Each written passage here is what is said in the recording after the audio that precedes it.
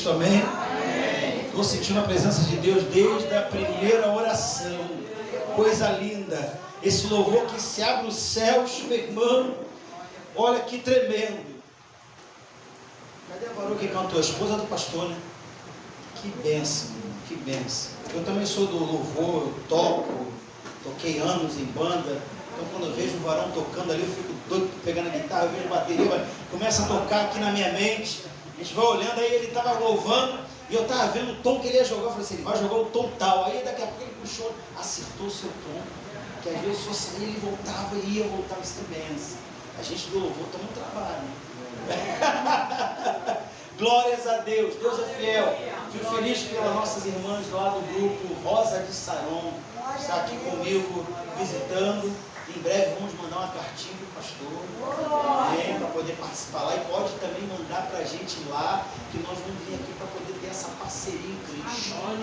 É com Jesus, a gente tem que visitar e ser visitado. A irmã, Deus manda dizer, ó, fica firme nos teus pensamentos. O inimigo manda colocar pensamento ruim o tempo inteiro, e Deus fala assim, ó, firma os teus pensamentos em Cristo, porque o rebuliço que coloca aí dentro só fica às vezes sem saber o que fazer. É aqui que é o local. É aqui que é o local. Não deixa de vir não. Fica firme. Amém. Campanha, né? Os mergulhos que curam a alma. Deus me colocou esse tema. Os mergulhos que curam a alma. Mas está dentro do tema proposto pela campanha. Não é? Então, meu irmão, abram as vossas Bíblias no livro de Juízes, ou melhor, 2 Reis, capítulo 5, versículo 1 ao 14. Eu quero ler para os irmãos a Bíblia. E eu quero dizer para os irmãos, meu irmão, eu gosto de ler Bíblia, eu gosto da palavra, eu amo ler a palavra de Deus.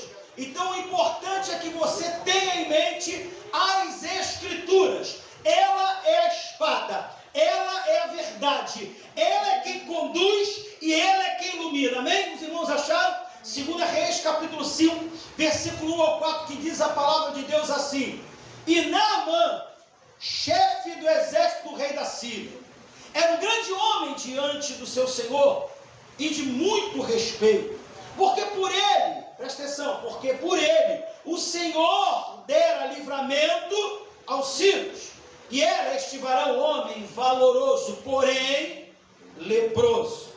E saíram tropas da Síria e da terra de Israel, e levaram presa uma menina que ficou ao serviço da mulher de Naamã. E disse esta a sua senhora: tomara que o meu senhor estivesse diante do profeta que está em Samaria, ele o restauraria da sua lepra. Então entrou Naamã e o notificou a seu senhor, dizendo: assim e assim falou a menina que é da terra de Israel. Então disse o rei da Síria: vai, anda, e enviarei uma carta ao rei de Israel. E foi e tomou prata na sua mão, 10 talentos de prata, 6.000 ciclos de ouro e 10 mudas de veste. E levou a carta ao rei de Israel, dizendo: logo em chegando a ti esta carta, saibas que eu te enviei Naamã, meu servo, para que o restaures da sua lepra. E sucedeu que, lendo o rei de Israel a carta, rasgou as suas vestes e disse: sou eu Deus para matar e para vivificar, para que este envie a mim, para eu restaurar ao homem de sua lepra? Pelo que deveras notar, peço-vos e vede que busca ocasião contra mim. Sucedeu, porém, que ouvindo Eliseu, o homem de Deus, que o rei de Israel rasgara as suas vestes, mandou dizer ao rei: por que rasgaste as tuas vestes? Deixai-o vir a mim, e saberá que há profeta em Israel. Veio, pois, Naamã com seus cavalos e com o seu carro, e parou à porta da casa de Eliseu. Então Eliseu lhe mandou um mensageiro, dizendo: vai e lava-te 7 vezes no Jordão, e a tua carne te tornará, e ficarás purificado. Porém Naamã muito se indignou, e se foi, dizendo: eis que eu dizia comigo, certamente ele sairá, por-se-á em pé, e invocará o nome do Senhor seu Deus, e passará a sua mão sobre o lugar, e restaurará o leproso. Não são porventura Abana e Farfá, rios de Damasco, melhores do que todas as águas de Israel? Não me poderia eu lavar neles e ficar purificado? E voltou-se e foi com indignação. Então chegaram-se a ele os seus servos e lhe falaram, e disseram, meu pai, se o profeta te dissera algo grande, alguma coisa grande, porventura não a farias? Quanto mais dizendo-te ele, lava-te e ficarás purificado. Então desceu e mergulhou no Jordão 7 vezes, conforme a palavra do homem de Deus, e a sua carne tornou como a carne de um menino, e ficou purificado. Podeis assentar em nome de Jesus. Senta dando glória, porque Deus está na casa desde quando o profeta estava aqui na frente orando, louvando os hinos de corinho e fogo. Deus já estava no lugar. Deus ainda continua neste lugar. Deus ainda continua falando a minha vida e a tua vida, porque Ele é Deus. Quando eu ouço a história de Naamã, presta atenção aqui em mim, não é apenas, irmão, a história da cura de uma lepra física. Não é apenas a história da cura de algo que impedia o homem de ser feliz, porque uma doença impede a felicidade, uma enfermidade tira a alegria. Ainda mais que é a história de um homem que era poderoso, respeitado, um homem que era rico, honrado, um homem que tinha toda a estima do rei, mas a Bíblia relata que este homem escondia uma ferida debaixo de sua armadura. Eita Deus!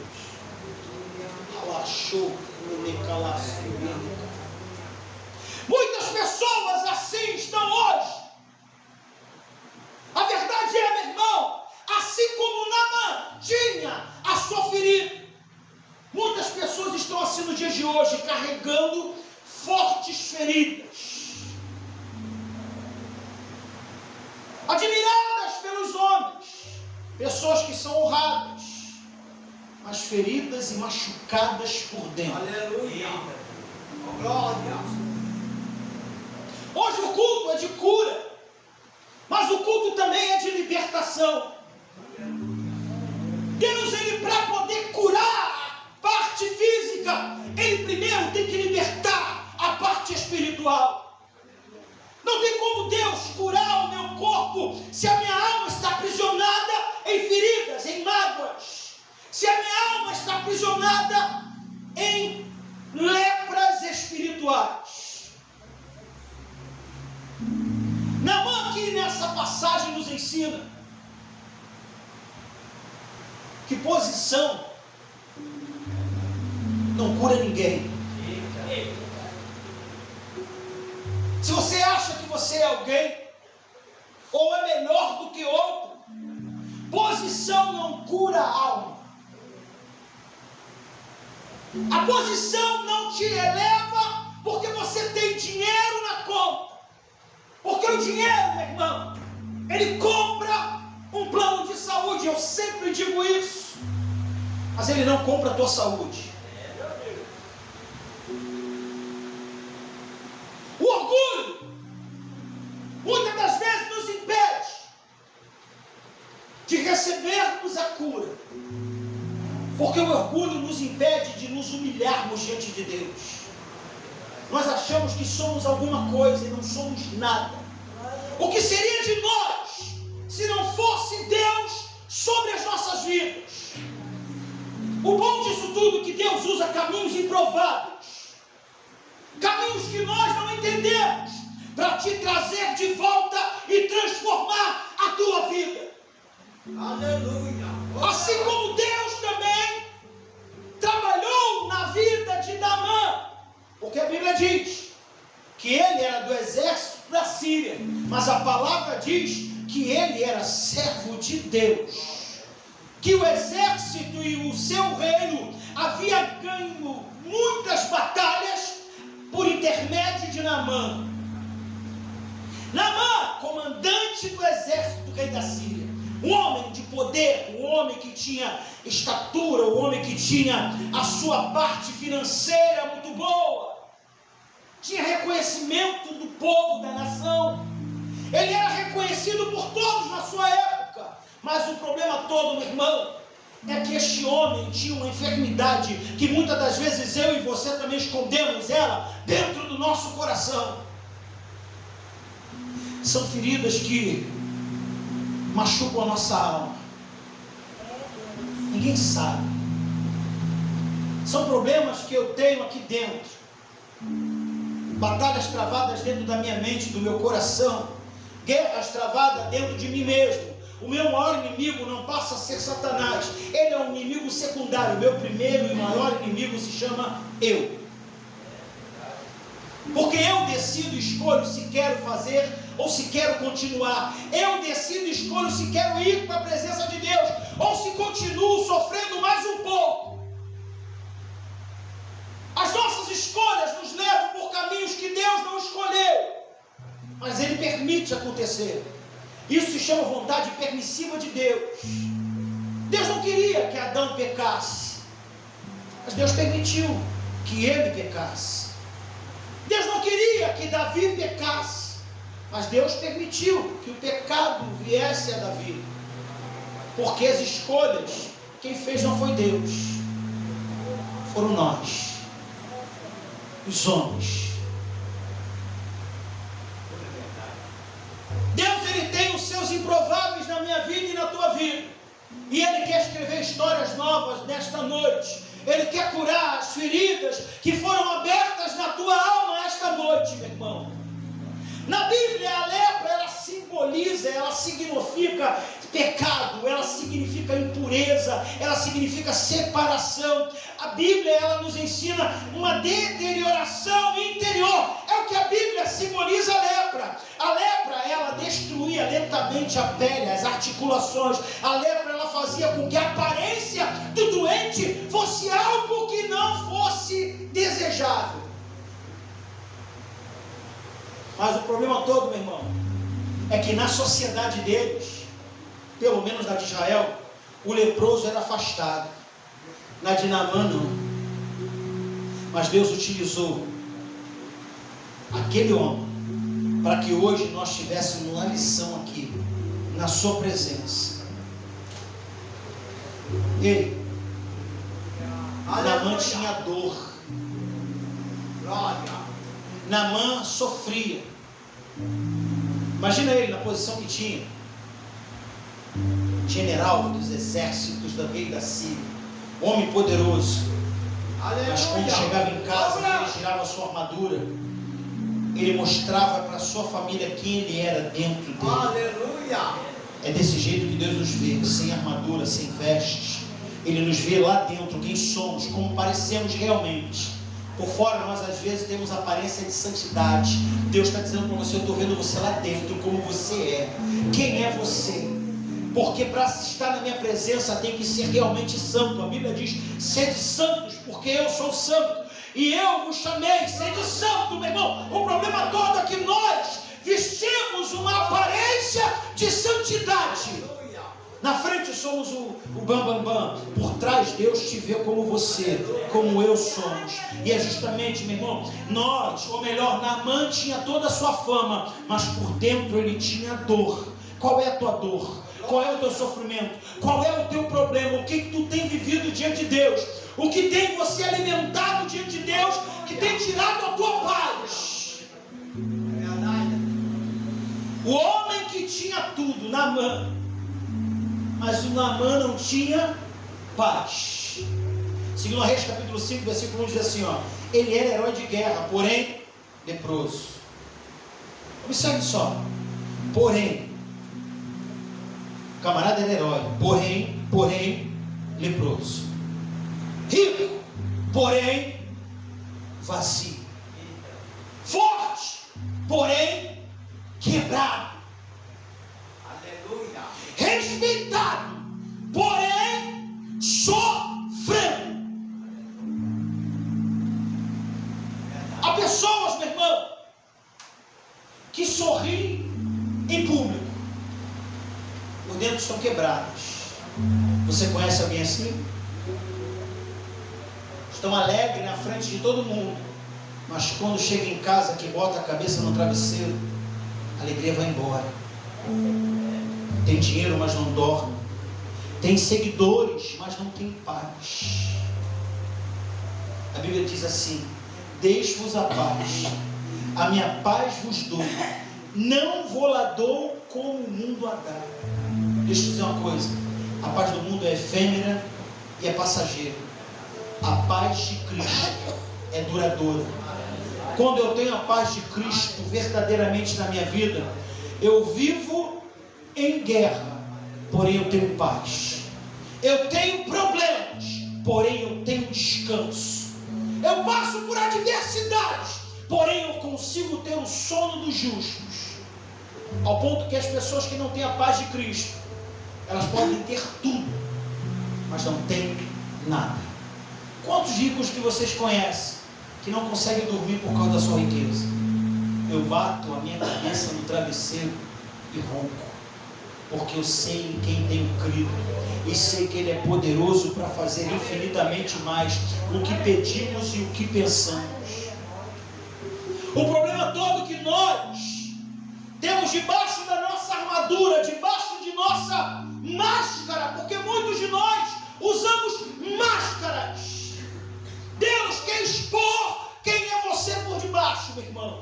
E é essa noite que é o momento de cura, de libertação, porque tem gente escondendo feridas emocionais, tem gente escondendo feridas espirituais, tem gente escondendo feridas familiares, guerras que foram travadas no âmbito mental, e nós chamamos de ansiedade. Cadê o varão que tira a ansiedade do coração, vaso? Amém? A ansiedade é o medo que nós temos do que pode acontecer. O medo de que pode vir a acontecer. É aquela pessoa que fica assim: será que vai dar certo? Eu acho que estão falando de mim.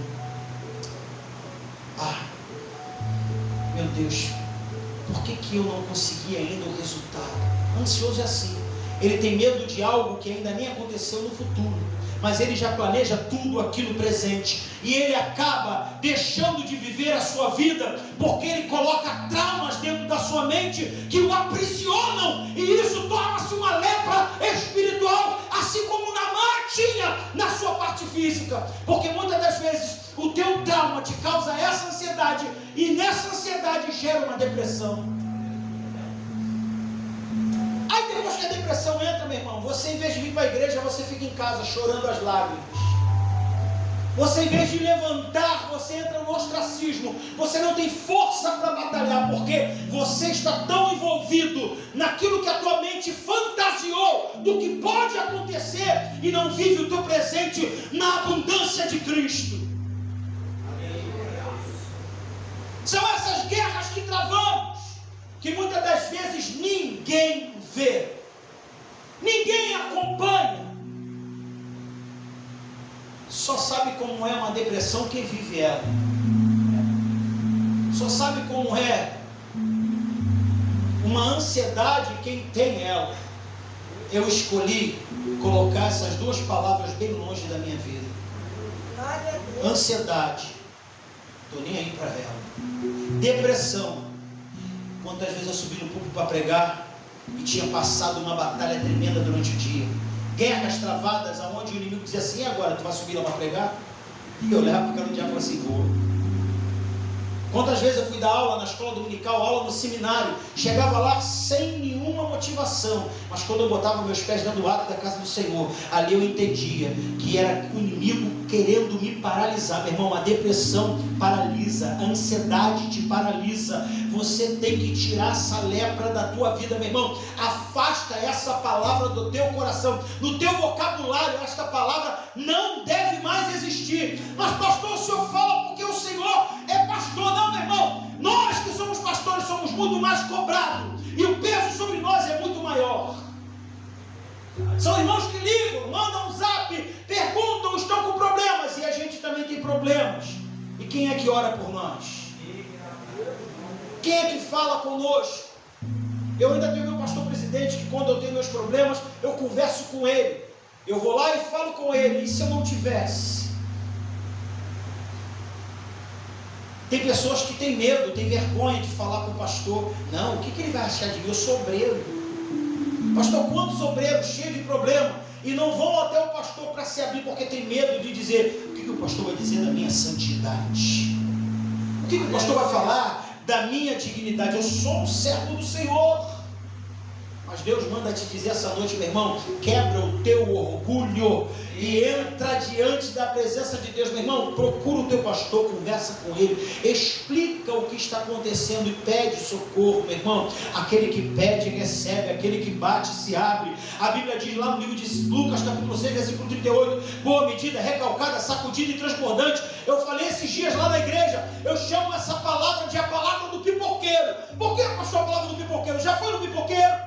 Quando o pipoqueiro ele pede para você escolher qual saco de pipoca você quer, e você escolhe o maior, aí ele vai e começa a colocar pipoca dentro do saco de pipoca, aí ele começa a colocar boa medida, e quando ela começa a ficar lá meio apertadinha, ele começa a sacudir e bater para caber mais, e aí ele vai colocando, e quando começa a encher até o tábua, ele diz: estende a mão, porque eu tenho mais para transbordar na tua vida, meu irmão. Receba em nome de Jesus. Eita Deus! Deus usa os improváveis. Na história de Naamã, Deus usou uma menina, uma pequena que foi raptada, que foi tirada, foi arrancada da sua família. Se coloca na posição daquela menina. Se você fosse tirado da tua casa e fosse levado para um lugar que não era a tua terra, fosse colocado num lugar onde você não queria estar, estivesse na casa de alguém que você não desejaria, porque você queria estar junto com os teus pais, e aí ainda você teria amor por aquelas vidas? Sim ou não? Não precisa me responder. Essa menina aqui, Deus tinha propósito, porque Deus tinha que usar o improvável para quebrar o provável. Deus tinha que usar o pequeno para quebrar o grande. Meu irmão, é assim que Deus faz. Deus, ele pega o menor da casa e usa em coisas grandes. Olha o que está escrito aqui em 2 Reis capítulo 5, versículo 2 e 3. Saíram tropas da Síria, da terra de Israel, e levaram preso uma menina que ficou a serviço da mulher de Naamã. Se eu sou essa menina, eu não ia dar nem trela para Naamã. Eu queria mais que ele morresse. Não é assim que a gente ia pensar? Pô, o cara me raptou, me tirou da minha casa. Para que ele morra. Só assim eu tento fugir e voltar para minha casa. Mas essa menina, meu irmão, ela provavelmente conhecia o Deus do profeta que estava em Samaria. E quando nós conhecemos o Deus do profeta que está em Samaria, que nós conhecemos por nome de Jeová e Yahvé, o Deus Todo-Poderoso, o Jeová Rafa, o Senhor que cura, o Jeová Tsidkenu, o Senhor justiça minha, o Jeová Jireh, o Deus que proverá. Quando nós temos esse Deus em nossos corações, até os nossos inimigos são bem olhados, são bem vistos por nós, porque a Bíblia diz que devemos amar os nossos inimigos.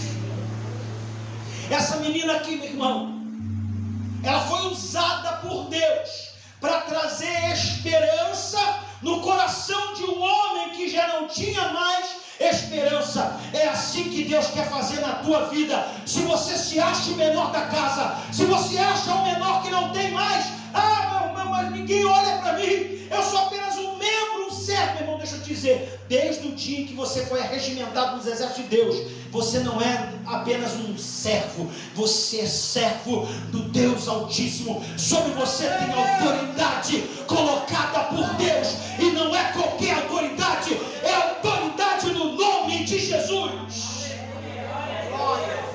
E essa menina, ela traz essa esperança, meu irmão. Não foi um general que chegou para Naamã e falou, aleluia.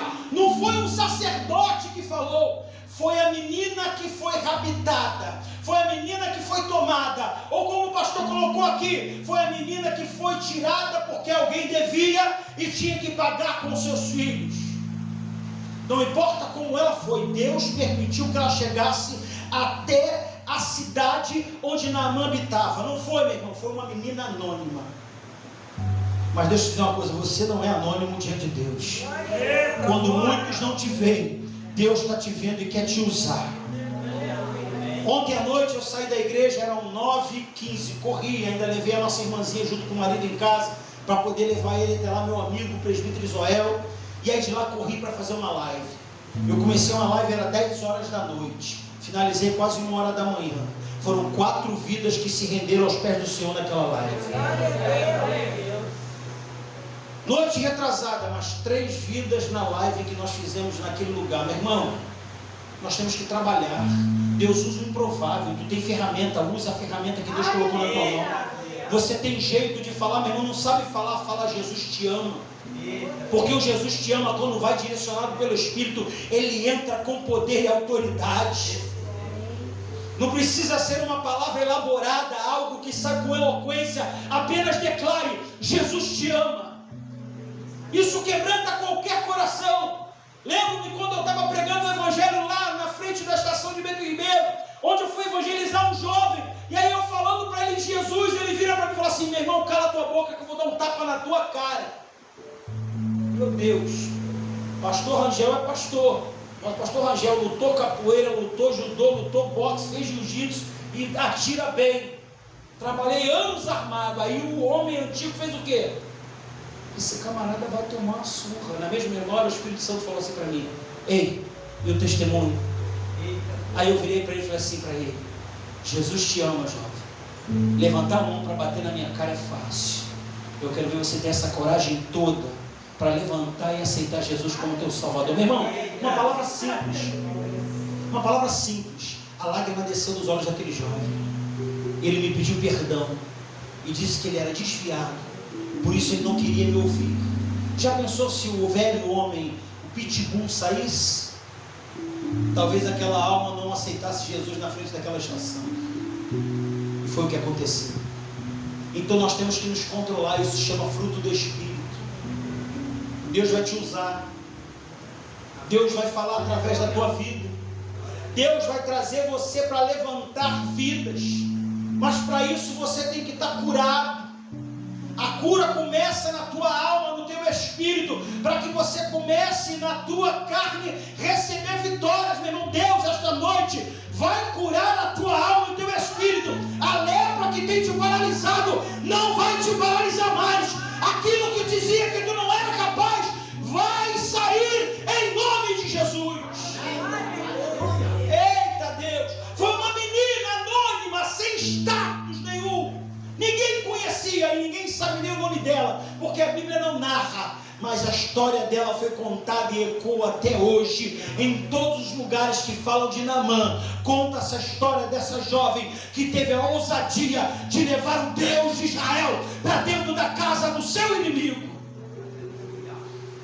E aí aquela lepra de Naamã tinha que sair. Naamã parte com cartas do rei da Síria. Chega diante do rei de Israel. O rei de Israel acha que aquilo ali é algo para buscar uma guerra. Mas Eliseu, homem de Deus, profeta, que já estava ali, Deus avisando para ele: olha, está chegando, você nem vai receber. Manda alguém para falar com ele. É assim que Deus faz, meu irmão. Quando alguém é orgulhoso, Deus nem vai mandar ninguém. Ele vai mandar alguém pequeno, para justamente quebrar o orgulho. Foi o que aconteceu com Naamã. Quando chegou o Geazi lá, ele queria ver o profeta, não Geazi. O profeta não deu nem ideia, só disse para ele: vai lá e manda ele mergulhar 7 vezes. São apenas 7 vezes. E aí o camarada começa. Mas lá na terra que eu sou, lá tem rios maravilhosos. Nesse rio barrento, nesse rio que ninguém quer, é aí que eu tenho que mergulhar, meu irmão. É aí que Deus vai quebrando todo o homem.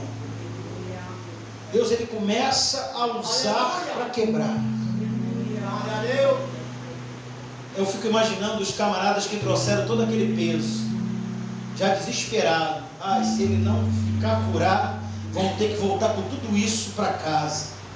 Você já viu quanto é que é um talento de ouro? É muito peso.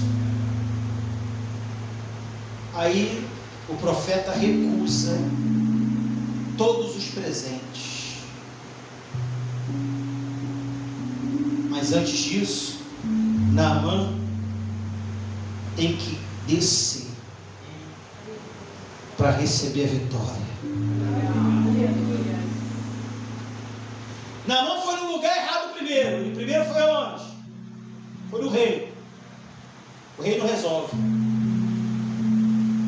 Existem problemas que o rei não vai resolver. A política não resolve, o dinheiro não resolve, a influência não resolve, os seguidores não resolvem, nada resolve. Você tem que ir no lugar certo, meu irmão. Nem a medicina resolve. Eu estou no hospital do câncer direto. Eu estou no INCA direto. Minha tia está fazendo tratamento de quimioterapia. Eu estou lá direto. O tempo que eu estou lá dentro, eu não fico perdendo meu tempo não, meu irmão. Quem está lá dentro está o quê? Doente. Quem está doente está com o quê? Coração quebrado. É ali que eu entro com a palavra. É mais câncer. Quem está com câncer é uma doença maldita. Quem faz quimioterapia é um tratamento maldito. Porque eu acho que a quimioterapia mata mais do que o próprio câncer. Você toma remédios 6 horas numa máquina. Já sai de lá sabendo que vai cair o cabelo. Já sai de lá sabendo que a tua imunidade vai baixar. Já sai de lá com várias promessas. Sempre promessas ruins. Se der febre, traga para a emergência correndo. Se der bolhas, traga para a emergência correndo. Se ela sentir algo, dê o remédio tal. As notícias são só ruins. Mas Deus tem sempre a palavra final na vida daqueles que creem. Essa noite Deus me trouxe aqui para dizer para você que a tua história ela vai mudar quando você se posicionar diante daquele que pode resolver os problemas. Em vez de procurar onde não resolve, entrega nas mãos daquele que pode resolver. Deixa nas mãos daquele que pode trazer a vitória. Sabe por quê, meu irmão? O rei tinha posição, o rei tinha influência, o rei tinha tudo, mas o rei não tinha unção. A unção estava no profeta.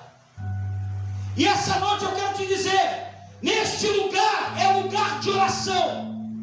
Neste lugar, Deus usa os seus vasos e profetas.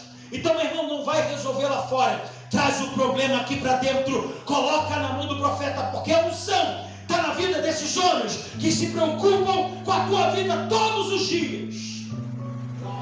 Ou você acha que o pastor vai para casa e ele dorme sem orar por cada um de vocês? Deus vai pedir conta de cada vida aqui na vida na mão dele. Ai que ele não apresente cada um de vocês.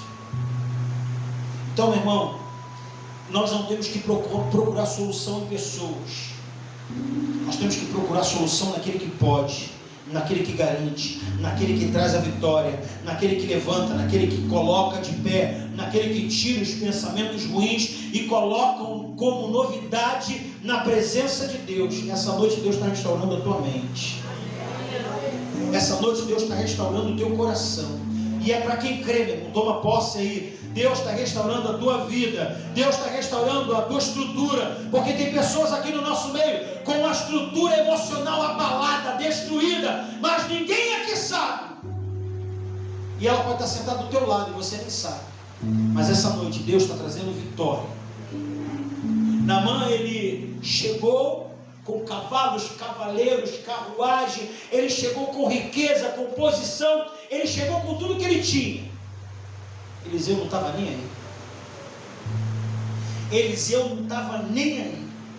Na realidade, Eliseu não foi nem receber. Vai lá, fere agora o ego de Naamã, para que esse homem possa ser usado onde ele for. Porque quando o ego da gente é ferido, você conhece as doenças do ego? Egotismo, egolatria e egocentrismo são as doenças do ego, doenças do eu. Tem pessoas que dizem assim: o culto só foi bom porque eu estava lá. Isso é egotismo.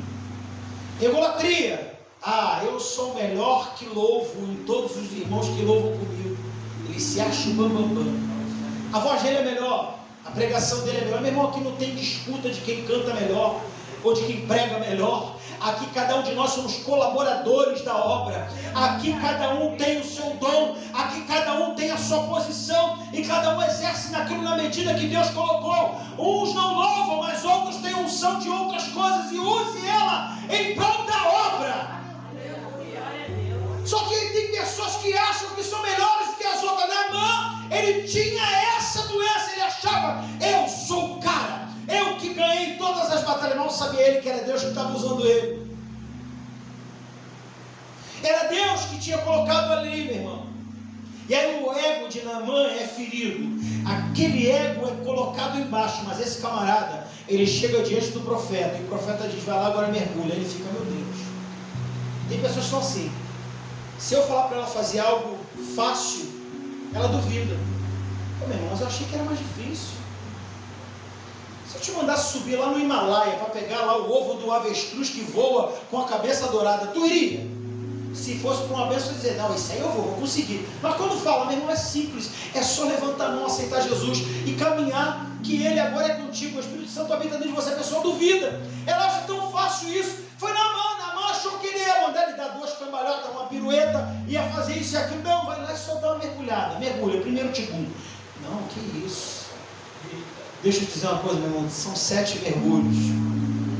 Deus, Ele quer que você não desista no primeiro.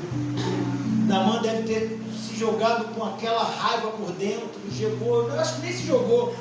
Vamos conjecturar. De repente ele só deu aquela baixadinha, botou a cabeça, se voltou, aí ele olhou para a pele e ainda estava com lepra. O orgulho quis acender o coração dele.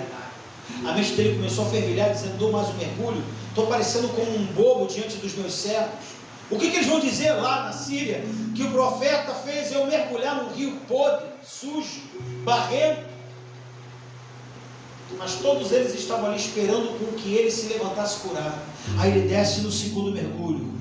No segundo ele já mergulha já com um pouco mais de precisão. Aí quando ele volta, será que esse profeta está falando a verdade?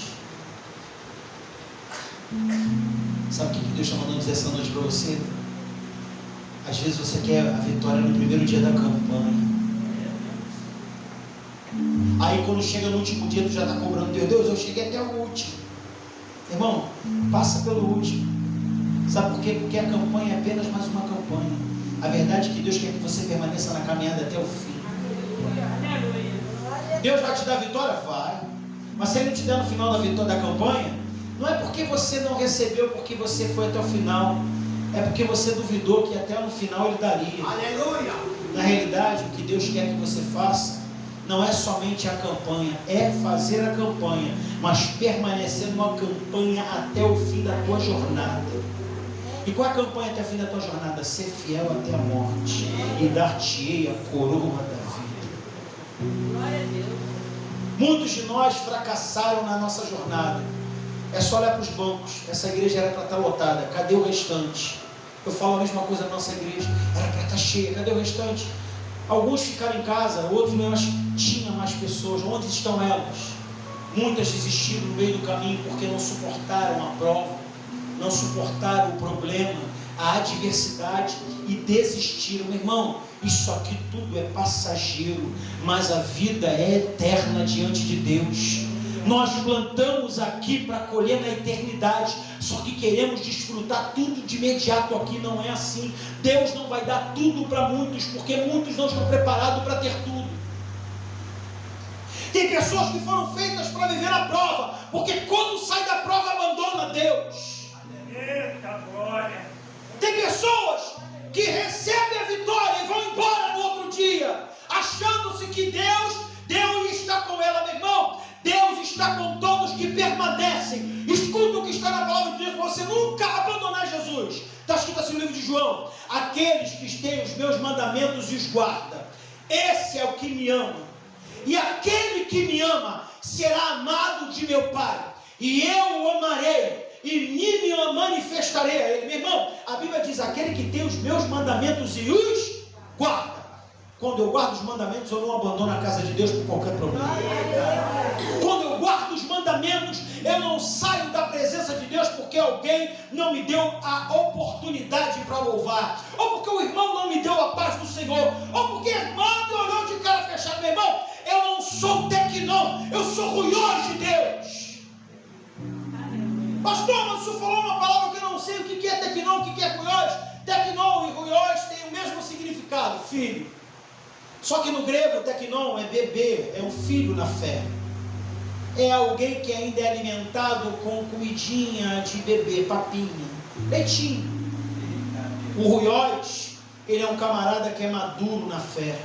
Ele está preparado para se alimentar com comidas melhores. E como foi lido aqui no profeta Ezequiel, ele está preparado para entrar nos rios de Deus. Porque quando ele caminhar a primeira 500 metros, meu irmão, ele não vai desistir porque a água está no joelho ainda. Ele vai continuar caminhando, aprofundando diante das águas de Deus. Por quê? Porque daqui mais 500 metros, ele começa a ter águas não mais no joelho, não mais no tornozelo, mas as águas já aumentaram para o joelho. E quando ele começa a olhar e dizer, não, eu quero mais água, eu quero mais presença, eu quero o profundo de Deus, aí o que ele consegue? Ele consegue caminhar mais um pouco, e mais à frente a água começa a ir nos lombos, e no lombo ele diz, não, eu quero mais de Deus. E quando ele diz que quer mais de Deus, ele caminha ao ponto dos pés já não baterem mais no solo, e ele mergulhar no profundo de Deus. É assim que nós temos que ser, mergulhar no profundo de Deus.